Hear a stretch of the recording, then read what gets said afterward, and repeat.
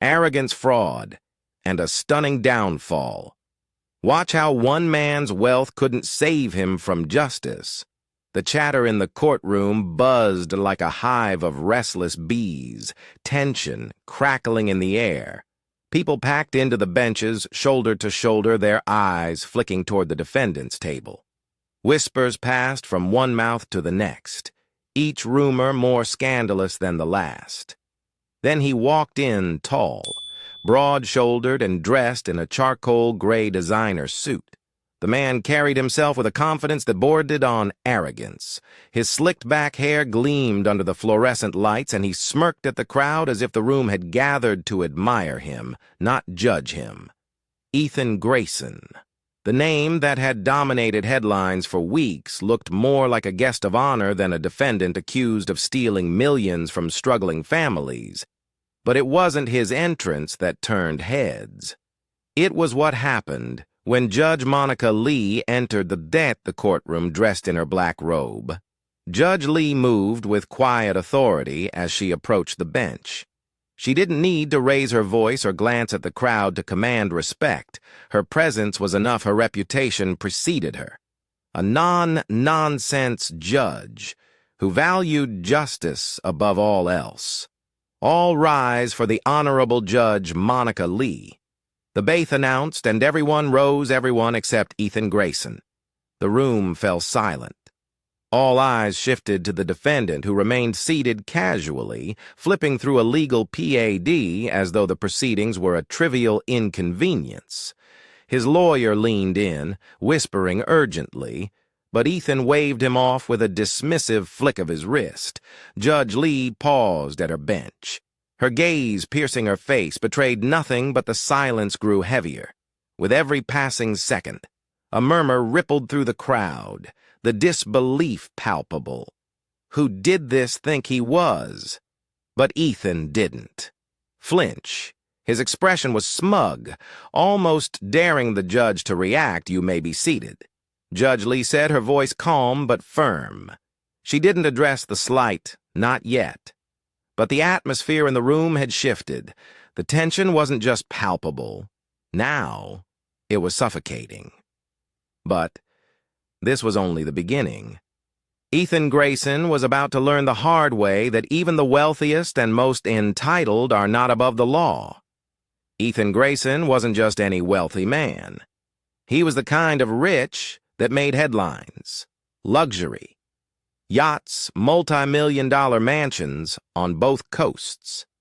Private jets and parties that could rival celebrity jurors. His business empire, Grayson Investments, had once been touted as a beacon of financial success, but behind the glitz and glamour lay a darker truth. Grayson's rise to the top had been built on deception, promising small business owners and middle-class families a chance to secure their futures. He'd convinced hundreds to invest their life savings into fraudulent schemes, retirement accounts, college funds, even entire family inheritances gone in the blink of an eye. The fallout was devastating. Families lost their homes, parents struggled to feed their children, and elderly couples faced the terrifying prospect of living out their final years in poverty. The ripple effects of his greed spread far and wide, but to Ethan, it was just business when investigators finally caught up to him. The evidence was staggering: bank records, falsified documents, and testimony from former employees painted a damning picture. Yet even with the walls closing in, Ethan remained confident. "I've got the best lawyers money can buy." He had told reporters outside his mansion in Malibu, "This will blow over, it always does."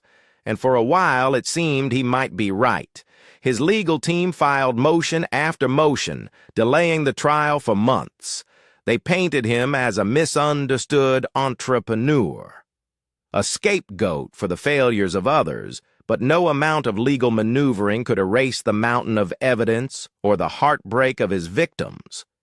By the time the trial finally began in San Francisco, the courtroom was packed daily with people, seeking justice or at least some semblance of it.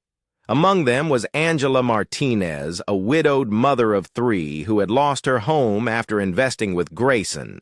Her youngest daughter had been forced to drop out of college. Sitting beside her was Peter Vaughn, a retired firefighter who had spent decades saving for retirement, only to end up living in his brother's spare room. Their stories and countless others were shared in gut-wrenching detail. During the trial, Angela's voice broke as she described the day she realized she couldn't make the mortgage payment. "I begged them not to take the house," she said, tears streaming down her face. "But they didn't care. My kids had to sleep in our car for 2 weeks. Do you know what that feels like?"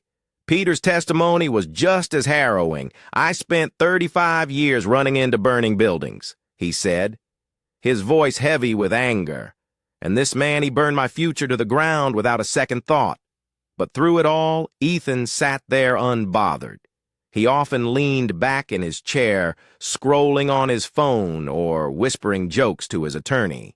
To him, these were just stories, irrelevant noise that wouldn't change the outcome he believed was already in his favor. The press ate it up. Headlines screamed about his arrogance, his lack of remorse, and the bold disrespect he'd shown to the court public opinion was turning against him. But Ethan didn't care. As far as he was concerned, public opinion didn't write checks. His lawyer tried to spin the narrative. "Mr. Grayson deeply regrets any hardship caused," the attorney said during a press conference. But he remains confident that the truth will prevail. The truth, however, was that Ethan had no intention of admitting guilt. He was betting on the system bending in his favor, like it always has before. But this time, there was one factor Ethan hadn't accounted for. Judge Monica Lee wasn't like the people he was used to dealing with. The trial was a spectacle. News vans lined the streets outside the courthouse, reporters jostling for position to capture every detail. Inside, the tension only grew as the days dragged on. Witness after witness took the stand, each one adding another nail to Ethan Grayson's metaphorical coffin. But it wasn't just the testimonies that drew gasps. From the audience, it was Ethan's behavior on the 3rd day of the trial. The prosecution presented damning evidence, a series of emails, where Ethan explicitly instructed his team to falsify records and mislead investors. The courtroom was silent as the prosecutor read his words aloud. "Make the numbers look good. We need these suckers to sign on the dotted line." The words hung in the air like poison. Angela Martinez, sitting in the front row, shook her head in disbelief. Peter Vaughn clenched his fists. "And Ethan?" He smirked. The prosecutor turned toward him, her voice sharp. "Mr. Grayson, do you recognize this email?" His lawyer jumped in before he could answer. "Objection, this question has been asked and answered in pre-trial hearings." Judge Lee raised a hand, her expression calm but firm. "Overruled, the defendant will answer the question." Ethan leaned into the microphone, his tone dripping with condescension. "Yes, I recognize it. But let's not pretend it means what you're implying. It's just business talk. You wouldn't understand." The crowd erupted in whispers, and the judge's gavel struck like a thunderclap order in the court. Judge Lee commanded her voice, cutting through the noise. She turned her attention back to Ethan. "Mr. Grayson, I advise you to watch your tone. This is not a boardroom meeting." But Ethan didn't flinch, if anything. He seemed amused, like this was all just an elaborate game. As the trial continued, his arrogance only grew. He interrupted witnesses with sarcastic chuckles, rolled his eyes during cross-examinations, and whispered loudly to his lawyer. During key moments, the audience watched in disbelief as he treated the courtroom like his personal stage. Then came the day of Angela Martinez's testimony. She stepped up to the stand, clutching a folded piece of paper in trembling hands. Her voice was shaky as she began. but her words carried the weight of her pain. "I trusted him," she said, looking directly at Ethan. "I trusted him with everything I had, and he destroyed my family's future." Ethan didn't even look at her. He leaned back in his chair, casually scrolling through his phone. "Your Honor," the prosecutor interrupted, pointing toward Ethan, "the defendant is clearly not paying attention to the witness." All eyes turned to Judge Lee. Her face was impassive, but her eyes burned with quiet fury. "Mr. Grayson," she said, her voice measured. "Put your phone away now." He glanced up, unfazed. "I was just checking something important," he said, holding up the device as if to prove his point. The judge's tone hardened. "I said now for a moment." It seemed like he might argue, but then reluctantly he set the phone down. The tension in the room was palpable, but the damage was already done.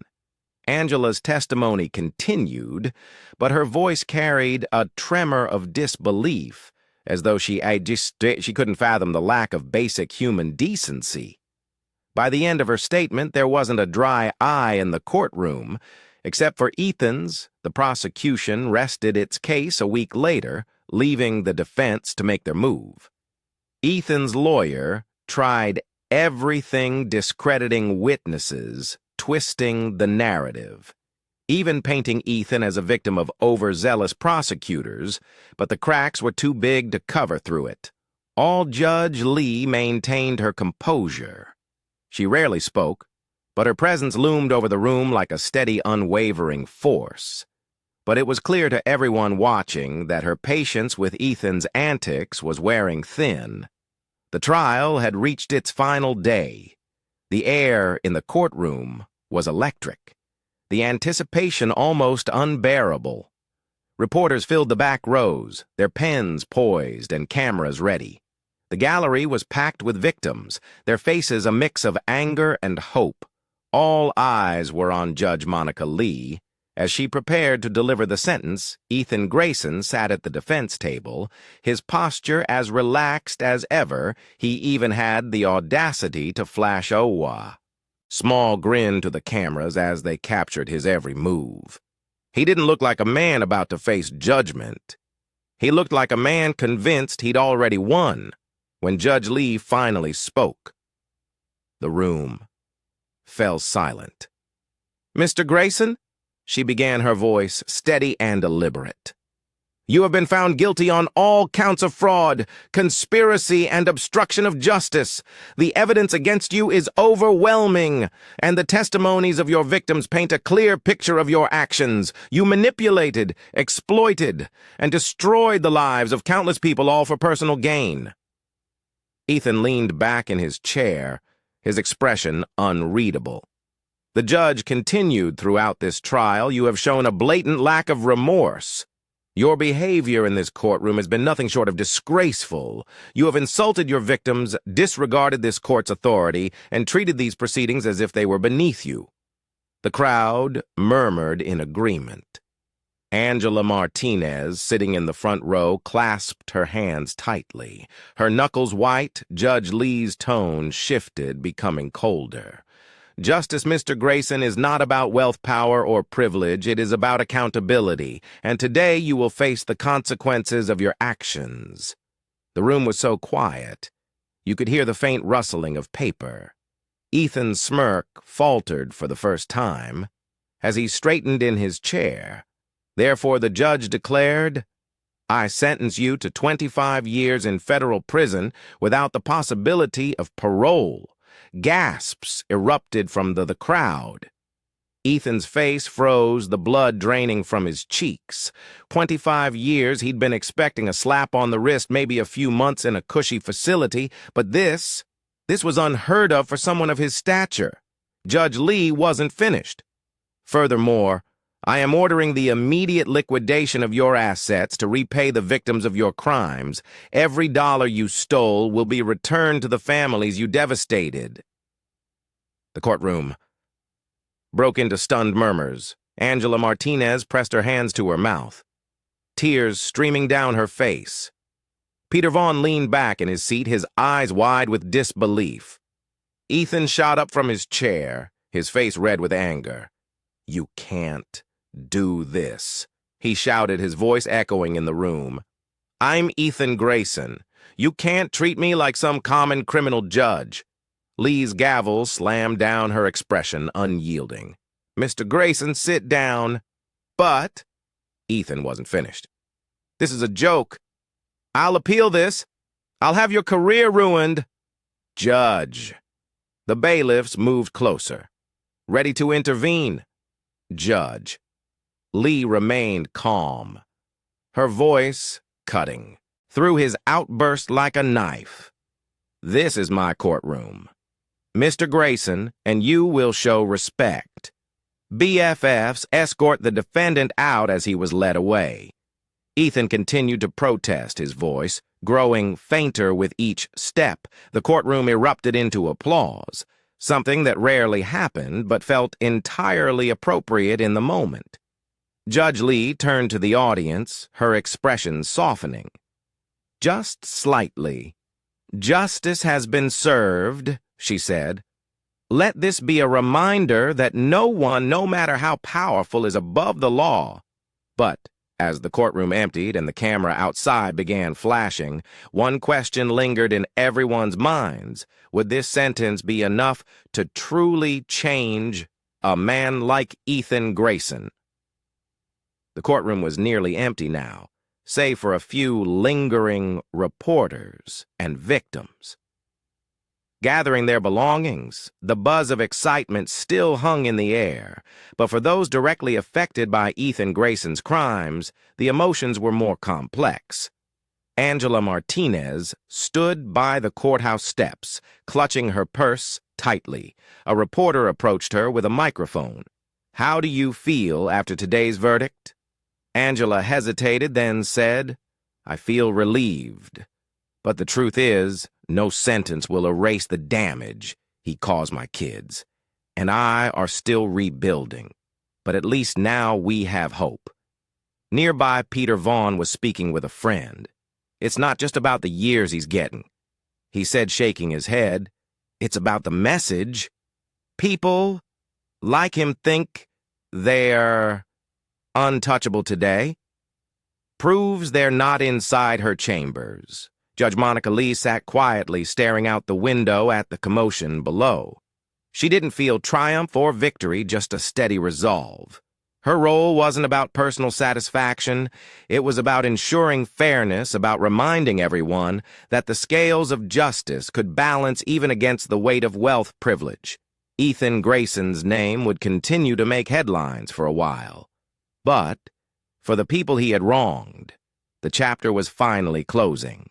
The financial restitution would help many of them start over, but the scars he left behind would take longer to heal as the weeks passed. The story sparked conversations across the country. It became a rallying cry for accountability, for holding those in power to the same standards as everyone else. People shared their own stories of injustice, drawing strength from the verdict, but perhaps the most powerful moment came from Angela's youngest daughter, Sophia, who wrote a letter to Judge Lee that was later published in a local newspaper. "Thank you for standing up for my family," it read. "Thank you for showing us that people like Ethan Grayson can't get away with hurting people like us. You didn't just give us justice. You gave us a second chance." The story of Ethan Grayson's trial was more than just a courtroom drama. It was a reminder of the resilience of ordinary people, the importance of integrity, and the belief that justice can and should prevail, no matter the odds. So as you sit with this story, ask yourself, what does accountability mean to you and in your own life? How can you ensure that fairness and justice are not just ideals, but actions? Because in the end, justice isn't just the responsibility of the courts. It's something we all have to fight for every day.